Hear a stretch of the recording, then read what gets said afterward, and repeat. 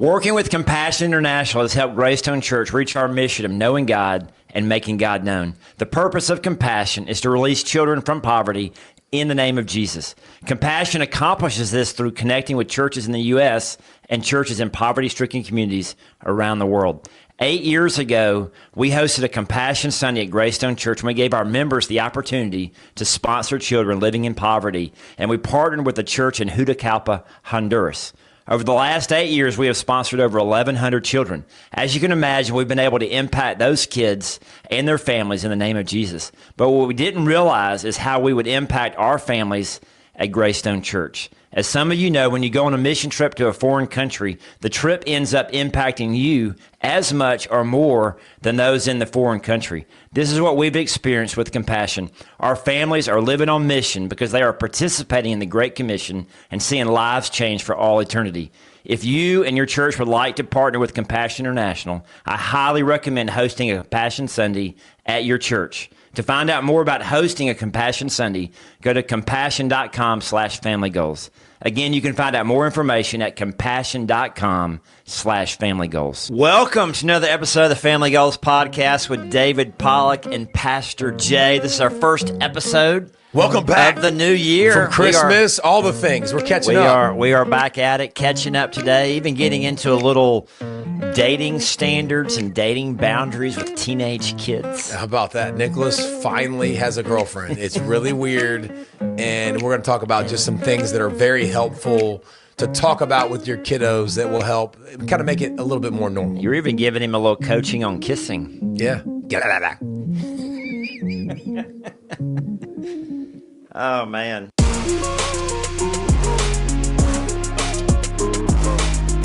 quiet and watch it for a couple minutes? Or do you want to go play? All right. Yeah. I'm going to go fart. What kind of question was that? Yeah, that's not. You want to watch them you talk, or do you want to go play? I think I'll go play. That's how we do it on Family Goals. We got Wesley and his little homie running around, which is fantastic, and Wes is like, "Gonna stick around and watch us," and we're like, "Nah." He's like, "Nah." Let's go to the gym. I'd rather go do anything else. Remote control. Man, I haven't talked to you since Christmas. What did we get for Christmas? What did we get for Christmas? What did we do for Christmas? Stayed here. So we woke up. I Noon? preached 4 times Christmas Eve. Yeah, I heard them all. Back and forth. I went to all of them. Yeah, I'm sure you did. I woke up at 4:30 Christmas Day, packed the truck, and we drove to Gulf Shores, Alabama. We got there at 11 a.m.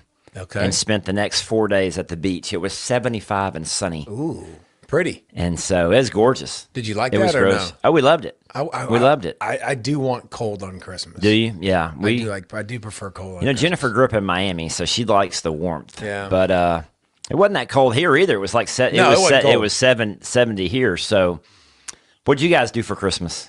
Well, it's amazing it's weird having older kids. Like the excitement of it is not even close. Like they slept until like 8, like because we're 17 and 15 now. So it's they get money. No, they get money too. But Lindsay's always done this since we were little. She doesn't wrap the gifts. She's always done a scavenger hunt for the gifts from us. Oh, I like it. So she always like writes the scavenger hunt of like a rhyme, and then they run and sprint and go get their stuff. And this year, they still get into it? Yeah, and like Nicholas will shove Leah out of the way, and Leah will shove him, and so it's kind of fun. But yeah, we've always done that. But there was a bunch of clothes, and then Leah got a vehicle, so she got the. Oh wow! She's not driving till May, but she got a Kia, so she's got like a 2018 Kia. Got a little car, so she loves to go sit in it now and just act like she can do something with it. Does she ever just drive like?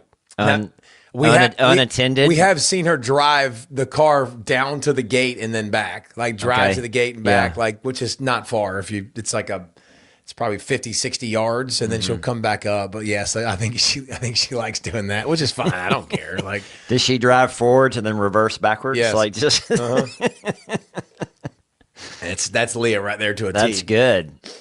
So that's fun. Yeah. So good Christmas time. I was talking with Lindsay earlier. I thought it would be good for the Family Goals crew to get an update on Lindsay. How's Lindsay doing? Her health? Yeah, dude, we're at a year from kind of finding out what was going on and post, before because again, there were steps to it, right? With biopsy and then the surgery and stuff. So I think we're about a year out, but like, I think it was fun to listen to her. She kind of talked about 2025, before 2026 came in, and just to hear her describe it. And like, she was like, I'm very thankful for 2025, but I'm also glad to be in 2026, to kind of turn the page. So it's been crazy. It's been wild. Like our family's different. I mean, our family is way different than it was a year ago, and not in a bad way. In a good way. In what way? In what way are you different? Well, I mean, obviously the kids are getting older and growing, but I think that year probably grew them up faster than any other year we've ever had. Kind of puts life into perspective. I think so. And, Nicholas has really turned into, I mean, he's turned, like, both of mine, like, if like, she's the main deal in the house. Like, she's the one. Like, she's the chosen one. Lindsay can't do anything wrong. Like, she just can't. Well, isn't that how it should be anyway? I like it. I'm good with it. Like, she's the queen. Yeah, I don't listen. Like, we were making a decision the other day, and I was like, babe, you can absolutely tell them that it's me. Like, I don't care. Like, I don't want to be their friend. I don't care if they get pissed at me. Like, it doesn't bother me at all. Like, But you've always been that way. Correct. But we very much have, like, you got to make sure that your kids can talk to one of the parents for sure. Both of them is great. And my kids can talk to me, but if it's something that's super serious, a lot of times it becomes mommy. And that's okay. That doesn't bother me. And I think it's healthy. I think it's good. Or even something personal. Yeah. Yeah. I mean, it's amazing they'll talk about certain personal things with me and certain personal things with Lindsay, and most of it with Lindsay, and just specific things with me.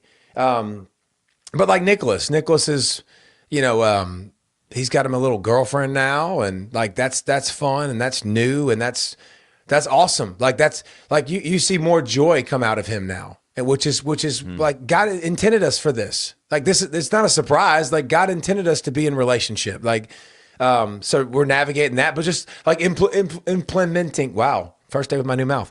Implementing, the new rules of, the 1/3 rule. Remember that 1/3 rule I told you a while back about? Oh yeah, repeat that for the viewers. So this is coming to fruition for us, and this is why we just went around a thought bin, because I'm being the bad guy. Like, the weekends aren't for just your girlfriend.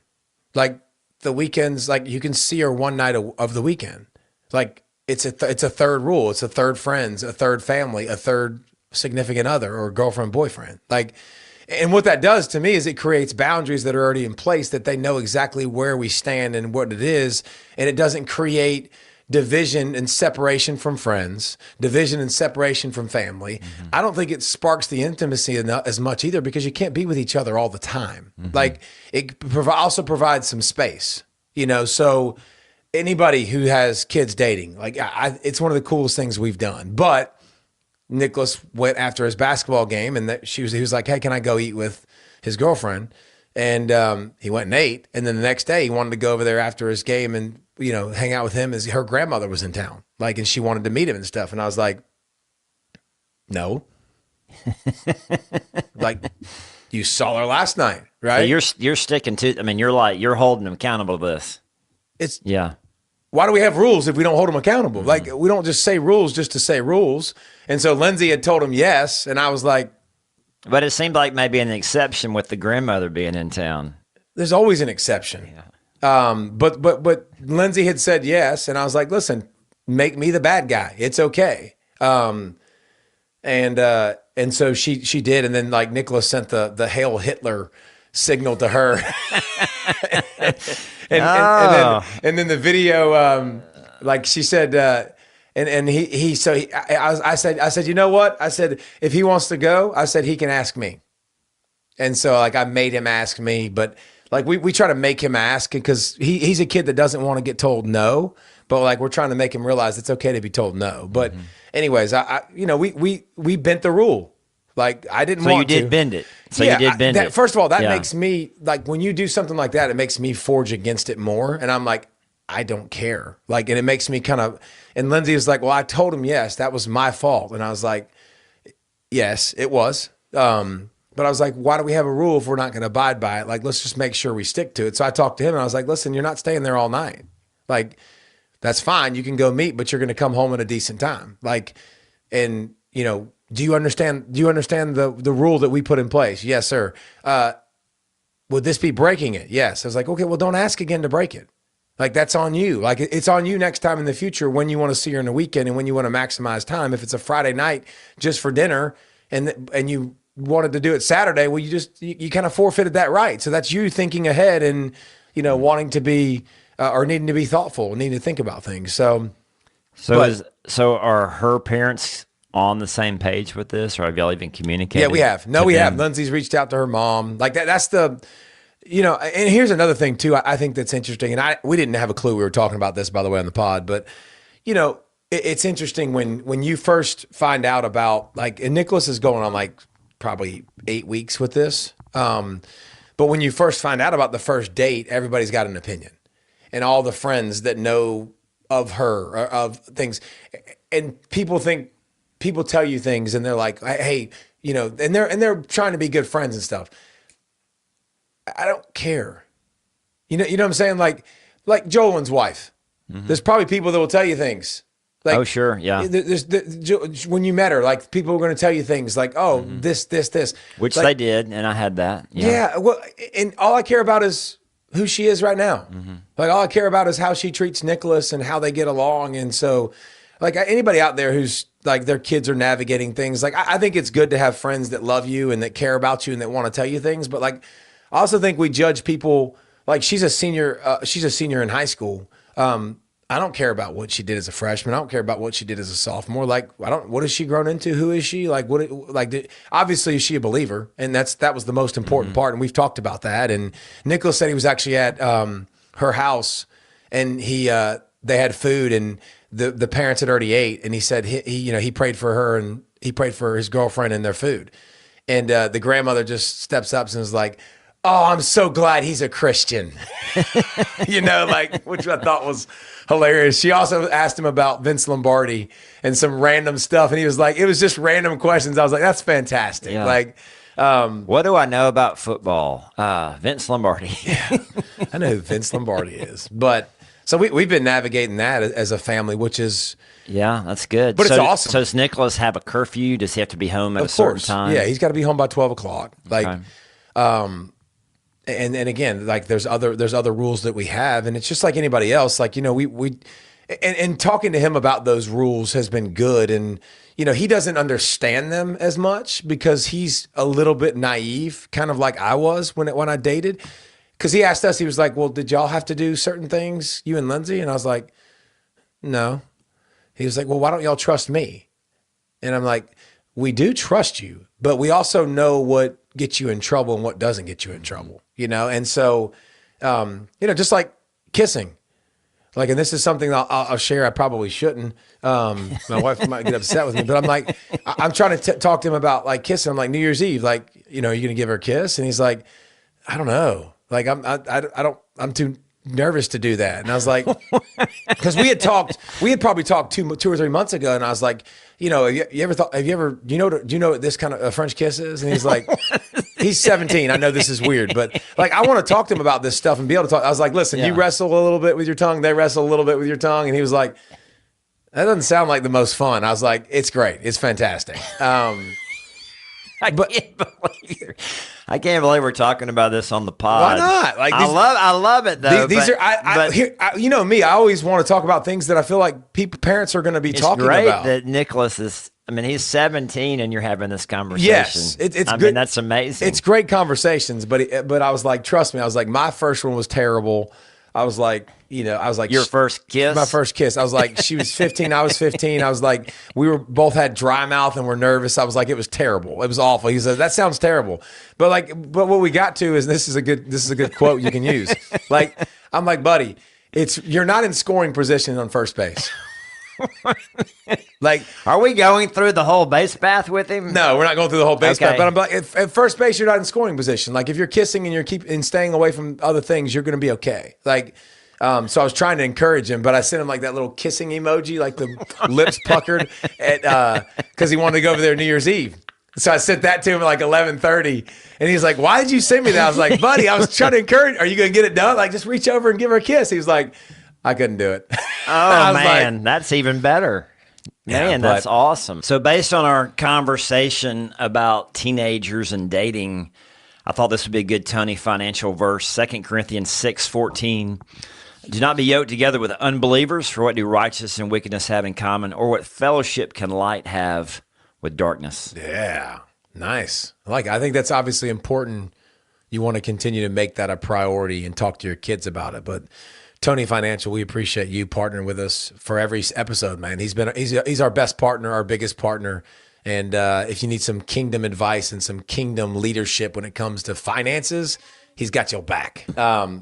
Anyways, the joy of having... I waited way too... I think we've had this conversation like many years ago on the podcast. Yeah, but you need to share it with people, though. About me waiting way too late to have the birds and the bees conversation with Jolyn, and then I was completely unprepared, and it just went super awkward.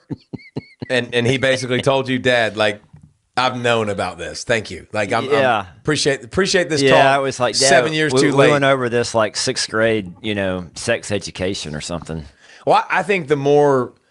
I love that you're so open. Like, you need to be open and keep the lines of communication with your kids. Well, and I think the more you talk about stuff like that, the younger the age, the better, because it's not as weird. Like, oh, it's something that I talk about, for example, with Nicholas, and like he's had this is his second technical girlfriend, and the first one he never really saw or spent time with outside of school. So, but like, the L word, like teaching him that, I'm like, that's a powerful word.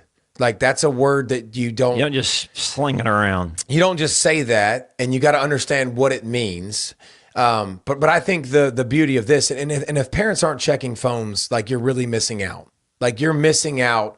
If you're not reading your kids' text messages, like, you're missing out on getting in their world more.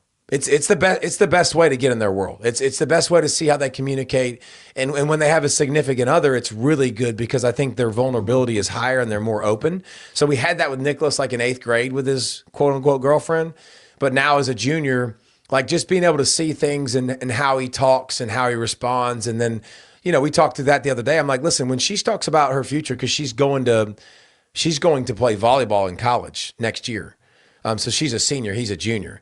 And, I was like, listen, when you have those opportunities and you're talking about the future, I was like, be very encouraging about her future. Don't be discouraging. You don't want to hold somebody back. I was like, yeah, she's going to live her life. And I was like, if God wants this to work, it'll work. Like, the details will get worked out. So, if she's going to talk to you about like, oh, crud, like, I don't want to leave you, blah, blah, blah, like, and that kind of a stuff, like, I just think it's a good way to give them perspective. And are they going to listen all the time? No. Like, I understand that. But also, I did it in the kitchen with him in a very disarming way. And that's probably the thing that I've had to learn from Lindsay the most is it's how you bring it up, and just bring it up jokingly and bring it up, make sure they know. Cause we've talked about, like, I'm intense, like, make sure they know, like, you're not being intense. You're just like being funny. So like almost I have to like crack jokes and make it fun. And, but yeah, I think you want them to talk to you and you want them to learn from you, because what happens is otherwise their friends are teaching them what those things are. And that's the last people you want. Like, especially Nicholas's friends. I don't want them teaching him what that means. I don't want them teaching him what you have to do. Like, we talked and he was like, yeah, my friends told me I have to kiss her like a certain way. And I'm like, no, you don't. And which way is that? Yeah, I mean, like using your tongue. I was like, no, you can peck them on the lips. Like, you don't have to do anything. Like, don't let them tell you what you have to do. Like I said, talk to people in your life that have actually gone through this and that have matured and experienced it. I was like, you say to me all the time in sports, I wish I would have listened to you sooner, because he tells me that all the time. And I get it now. I was like, it's the same thing with relationship. I was like, just go talk to your mom.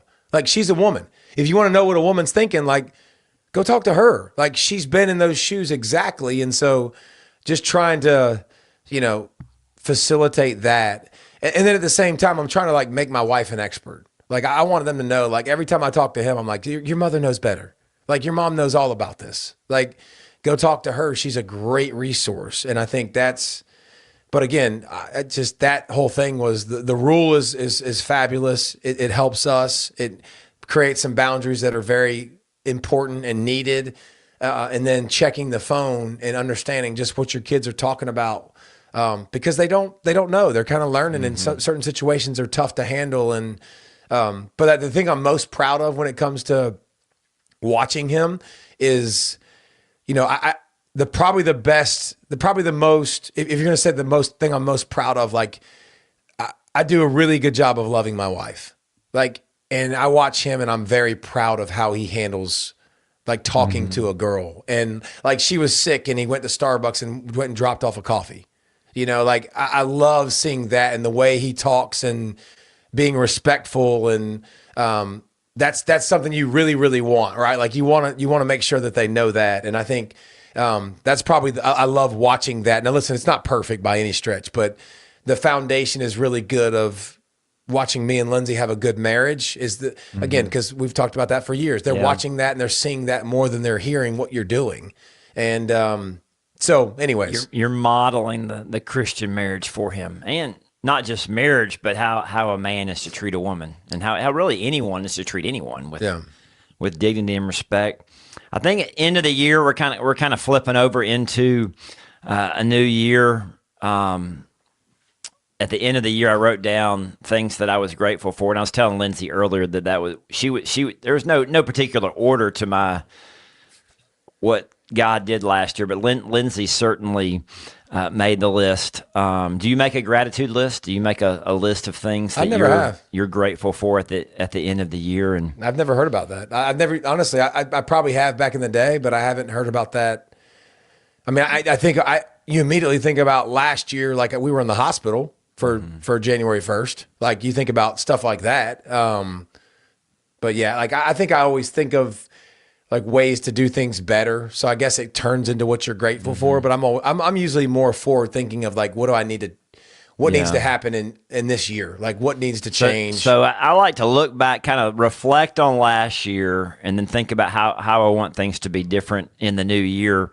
And so what do you like setting New Year's resolutions? Do you like setting goals, or do you have a word of the year, Bible verse of the year? What are you, or do you just hey, business as usual? You're always setting goals, and you're always. Me and Lindsay are not. We are not big on New Year's resolutions. We are. I would say we're kind of anti New Year's resolution, because I think that always promotes and it promotes grand statements that usually don't come to fruition. And so we're not big on grand statements. We don't share a lot of our well, we're going to go do this, we're going to go do that. We do with each other, and we make things that are important to us, but we're not making things super known. So I would say that we're not I have some things business-wise that are very important to me that I'm working on that I want to make sure that I do correctly. I have some things parenting that I want to make sure that I do. I have some things as a spouse that I want to make sure that I do, but it's not I'm not changing, everything. My health routine continues to change and morph.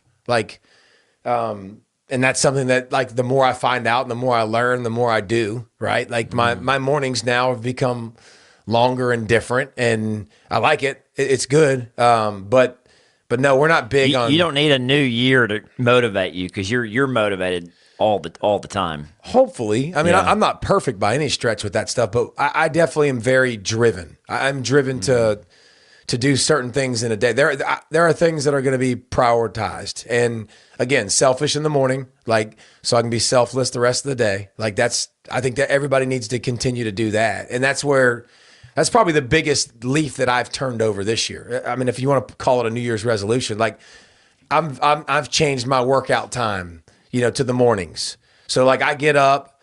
We've talked about this a million times, but I'm going to do my sauna, for 20 minutes. And then I'm going to get right in the cold tub, and I'm going to do that for 3 to 6 minutes, depending on how much time I have. And then I'm going right to the gym to work out. So I'm getting my most important things prioritized in the morning. And then now when anything comes up, I'm good. But again, I've had to go to the airport recently and fly to New York, and the flight was at 8:30. So like I've had to get up at 5:30 to do this. And I've been in my pool, right? You know, at 6:30 in the morning, 6:15 in the morning, a bunch. And so I think that it requires some thought, but I'm more of a day-to-day. But did you create some? I didn't. That's why I was asking you. So we're in the same vein. Yeah, we're in the same. I read the Bible every year. So that's a goal every year. I read the Bible. I have some completely through, right? Yeah, completely through. Yeah. And so that's 4 chapters a day, correct? Pretty much 4 or 5 chapters a day. And so last year I had a specific plan that I did on YouVersion. Some other guys read it with me and had a devotion that went with it. But this year I decided to be a little more freeing with it. And so last week I read the Gospel of John and I read 1 Peter. This week I started reading Acts. And so what I'm doing is I printed out the 66 books of the Bible with little check things. And just as I finish a book, I'm just checking it, putting the date by it. So I'm a little bit more freed up with it. Okay. It's not as rigid like a certain, I don't know, I just thought about being a little more freed up and just kind of trying to be a little more sensitive to the Holy Spirit, just letting God lead me to, what is it you want me to read today? And not being so like, oh, I got a day behind or 2 days behind, and then I feel I'm got to catch pressure and more like I have to do this. I have to do. Now you're like, I get to do this. Yeah, like I just, for whatever reason, I started reading the Gospel of John, got way into it. And we were fasting to start the beginning of the year, and so much of what I was reading, I was talking about food and fasting, and then I got in the Lord's Supper, and it was just like, it was so timely. The other thing that I've gotten into with my daily quiet time is the worship initiative with Shane and Shane. Are you familiar with this? Mm-mm. So they send out a text every morning, and you can click on the text, and then they have a new song of the day that you sing with them, but then they talk about the song and the Bible verses that go with it, and you kind of have this little worship time with Shane and Shane, these 2 worship leaders. So you sing? I sometimes I'll sing along with it. Sometimes I'll just listen, and they'll have the feel bad the for stuff. Jennifer. Well, Jennifer's not with me when I do it now. Thank God. That's singing. The other night at the night of worship, Jennifer kind of leaned over and was like, "You're singing a little too loud." You're kind of. I love that. You're kind of hindering my worship. You need everyone needs those people. Now listen, I'm going to shoot you straight too, which is fantastic. But everyone needs those people in their lives that shoot people straight and let them know. Hopefully your spouse is someone that can do that. So it's funny. So our worship band, they had written a new song, and they were like, "Hey, we're doing a live recording. It was actually really good. You're going to be on the recording." It was their song they wrote was good. Yeah, did you like it? Were you there? Yes. I didn't even know you were there. I thought about sending it to Chris Tomlin or like Mac Powell, because that'd be amazing. We could produce that song Your Way at is church. Better. That was good. Like I don't like new songs. I don't like them. It's hard if you don't know the new song. I don't like new songs. Sing. Yeah. I don't like them. I like that song. Yeah, like it was catchy. Yeah. The chorus was really good. I was pleasantly surprised. Yeah, pleasantly surprised. I can tell you things that I don't like sometimes too, but. Well, they've got it recorded. I think they're going to produce it and put it on Spotify. They need to do that. I think it's on there. We need to get that. It may be on there. We need to get that to the world. Your Way is Better, Graystone Worship. And Joseph has a band called Tell My Sons. And so it may be tag with that, but I'm not sure. So we got that covered. So let's go next episode. Let's talk about fasting. Okay. I think we didn't touch that, and we're reaching time now because we like to keep these a certain distance so y'all can commute and get it done. So we can talk about how we did fasting and stuff like that. You ready? You prepared for that, sir? I'm ready. You gonna be all right for that? Sure. I'm always ready. Always ready for good, that. because I'm not. Yeah. All right.